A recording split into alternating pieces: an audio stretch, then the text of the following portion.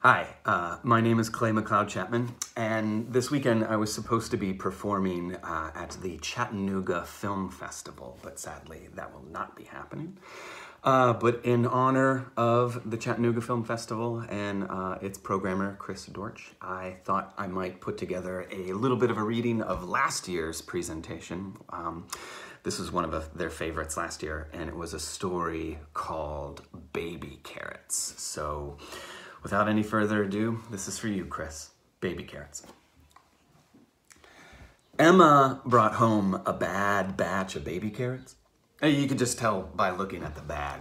Gnarled things, really, like fat fingers, their pudgy knuckles pressing up against the clear plastic. I had volunteered to help her unpack the groceries as a peace offering, finding them nestled between the OJ and eggs. So I just grabbed the bag and started tossing them into the air, feeling those baby carrots slap and settle against my palm. Ugh. Think these guys have gone beyond their sell-by date, hon, I said.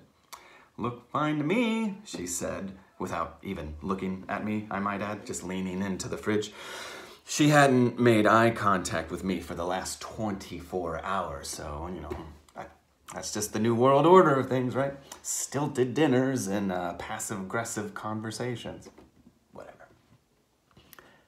Most of the times, they're moist, plump and crisp. But I don't know, man. These baby carrots were just downright desiccated. they're supposed to be smooth, sanded down to a perfect rotund tube. But these ugly little buggers must have slipped right past the carrot inspector. These guys seemed segmented, crooked. A few were tumorous, bubbling over with orange cysts, like warts on a witch's finger. I couldn't help but shake the feeling that they were pointing at me. This is all your fault, your fault. Sean loves baby carrots. It's just about the only vegetable Emma can ever get him to eat. Our crisper is always stocked with a bag or two, but they never last long. The turnover for taproots is pretty swift in our house. For lunch, Emma packs him a Ziploc bag full of them, a whole handful, and just a crunch at school. It's the only snack he ever asks for anymore. Mommy, Mommy, I want some baby carrots. Mommy, Mommy, I want some baby carrots, please. I'm surprised his skin hasn't turned orange yet. Isn't that a thing? Too much carotene flushes your flesh into a gingery hue, as if you spent a few too many hours in the tanning bed. Look, I got nothing wrong against baby carrots, but you do realize they're not really babies, right? It's all a lie. Just one big capitalist fib. It's all about the rebranding, right? See, the baby carrots are just the ugly nubs of adult carrots, sliced and sanded down to yummier looking stubs. They've been bathed in chlorine, bleaching out all the foodborne bacteria, rinsing away the E. coli still clinging to your carrot. The same solution that obliterates poo in the community pool is soaking into my son's favorite snack. It's pretty appetizing, right? Whatever. Emma would suggest that I should get over it. They're just baby carrots, hon, she'd say. Oh, yeah, I can even hear the shard in her voice. Does everything need to be a consumerist conspiracy with you? I am not a card-carrying member of the anti-baby carrot lobby. I just find it particularly off-putting that certain members of our household would prefer to eat some selectively bred, fabricated brand of trademarked baby carrots than the real organic deal, just because they're cute, just because they're babies. Emma and I aren't sleeping in separate beds, yet. We probably should have, but we wanted to be adults about all of this. We still took turns spooning, But on this particular night, Emma had already assumed the facing out position, facing away from me. I didn't know if this was a statement in of itself that I shouldn't swoop in for the spoon, because, you know, romance was never technically out of the equation on nights like this, but, you know, we'd have to act fast, you know, dragging the other person out from the quicksand of their sleep with a little romantic gesture, like a kiss that extends beyond a pleasant goodnight peck, a little nuzzle on the neck, a wandering hand, perhaps, you know, that sort of thing. But on this night, I felt Emma's finger, her thumb, actually. Oh, wow. Isn't this a pleasant surprise? Emma was probing, exploring. Her skin felt cool against my lower back as she just wormed her way down. This is totally unlike her. You know, Emma never went back there. Whoa, hey, whoa. Hey now, where are you heading there, tiger? And then I heard Emma's breath purling in her throat. Her body had slackened against the mattress. How could she bend her arm back like that? That's when I felt her thumb take the plunge. No. Not her thumb. Not Emma at all. Even then, even when I knew it couldn't possibly have been her, you know, seeing her fast asleep in front of me, I still thought that this was my wife's disembodied thumb. I reached my hand back to swat her away, only I found nothing. No one was there, not a wrist or an arm or anything, and yet that finger kept at it, you know, squirming forward, tunneling. So I clenched. I rolled back onto my back, you know, taking most of the sheets with me, elevating my pelvis into some frantic yoga pose, you know, the timid oyster, the puckering tortoise. Nothing was going to get back there. Yeah, I had to take my fingers and pluck out that marauding memory, you know, greasy little bugger. I had to dig in, literally dig my fingernails in. You know, flecks of its flesh just clumped up under my nails as I extracted that phantom finger out from my ass.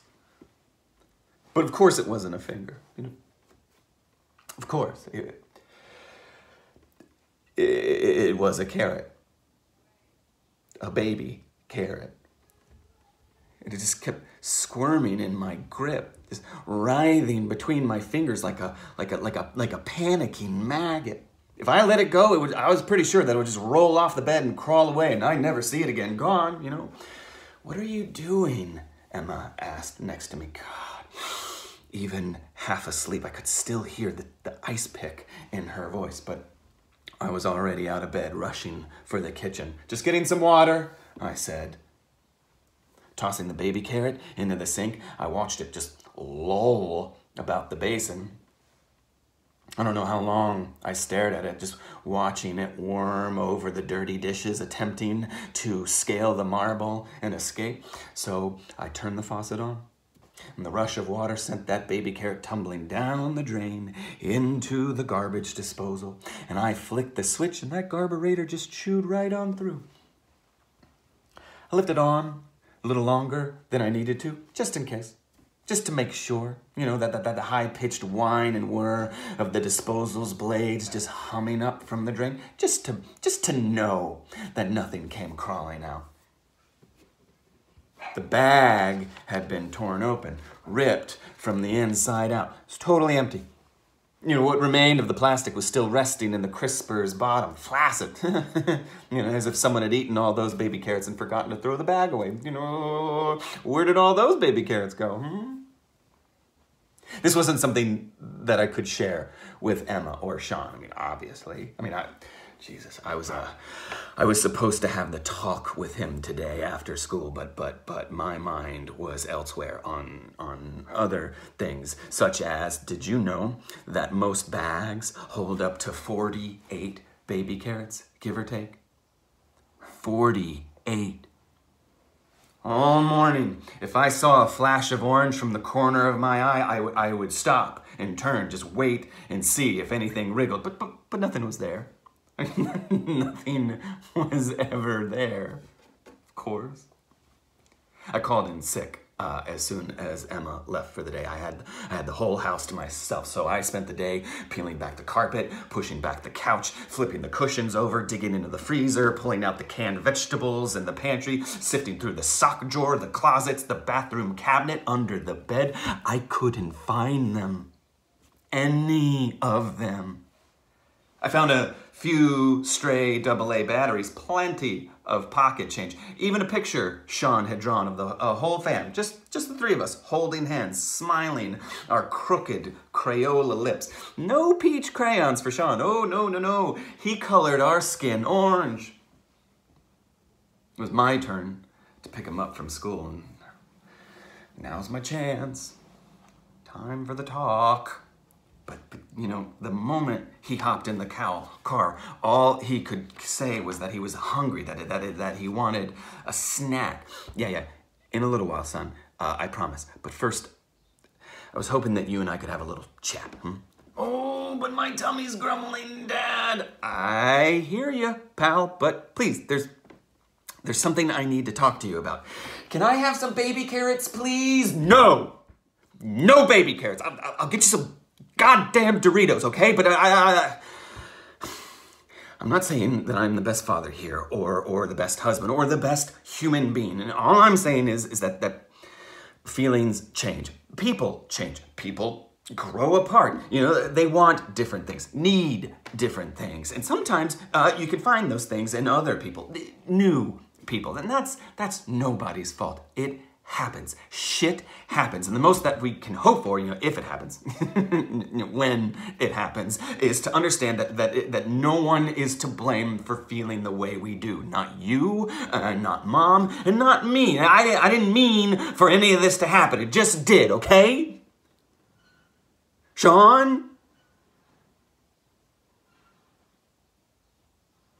Dinner was pretty stilted.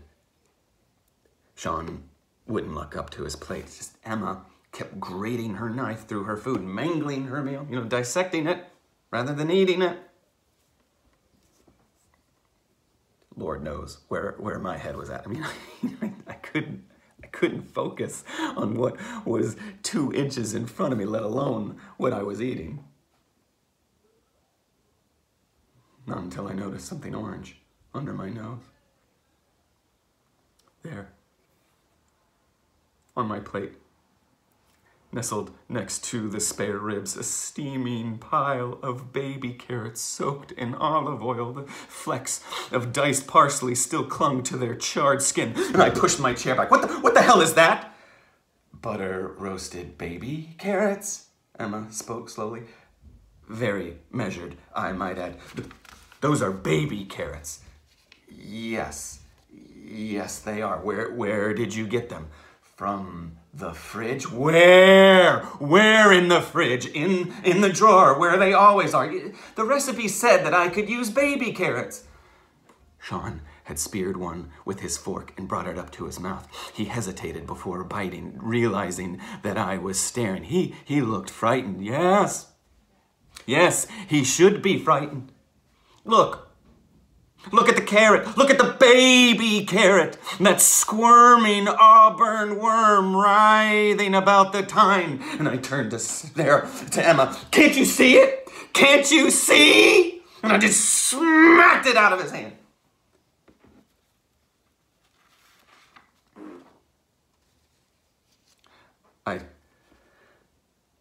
I slept on the couch that night, and we agreed that I should check into a hotel in the morning for as long as I could stay the night. The living room was still. Nothing was moving, not even a mouse. I couldn't hear anything. I mean, eventually I just drifted off into a dream. A dream about carrots. The first carrot. Daucus carota. Its roots stem from Persia. Cultivated for its aromatic leaves and seeds, it would take centuries before its woody core would become the focal point of its majesty. The original taproot was bitter, arboreal. It held medicinal properties, aspects of magic for fertility rites, for babies. The ideal soil is soft, warm. It needs space to grow, to flourish. I woke up choking, drowning on the couch. I couldn't breathe. Someone had poured cement over my face, sealing off my nostrils, my mouth. I could feel it working its way into my ears, and so I sat up, gagging, and I hocked until I dislodged the obstacle from my throat. Oh, the baby carrot landed at my feet. It glistened in saliva as it wrapped itself around my toe. Oh, I could feel them. All of them, the baby carrots, they were worming their way into every orifice, massaging and flexing and tensing with their desiccated skin. They wanted to come in, take root. So I stumbled into the bathroom, shaking off as many of them as I could. The pitter-pat of baby carrots thumped along the floor. And when I flicked on the bathroom light and I found my reflection in the mirror, I gasped, even though it shouldn't have come as such a surprise. My left nostril had distended itself. It looked as if I had been punched right in the face, the flesh bruised and bloated to abnormal proportions. Another one wriggled about my ear. I could already feel the nub nuzzling at my eardrum. Then I just swatted at the side of my head until I finally dislodged it. The baby carrot in my nose had forced its way through my septum. There was nothing to stop it from creeping into my nasal cavity. All I could do was pinch the bridge of my nose. Tweezers! I took Emma's tweezers from the cabinet and I dug them in. And I ended up accidentally pushing the baby carrot in deeper at first, sending this crunching surge through the rest of my skull. My eyes were stinging. I couldn't see. I felt it wriggle, forcing its way up, each fleshy segment undulating like an inchworm. I could feel its pulse pounding against my nasal cavity, a low wattage throb. It had a heartbeat. It had a heart.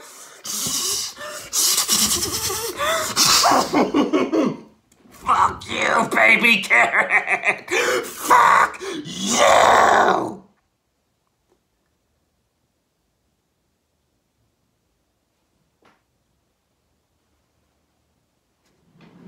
Mucus slickened up the baby carrot like afterbirth still coating a newborn. My blood filled in its wrinkles. I mean, it looked like a latticework of red veins tethered against its orange body.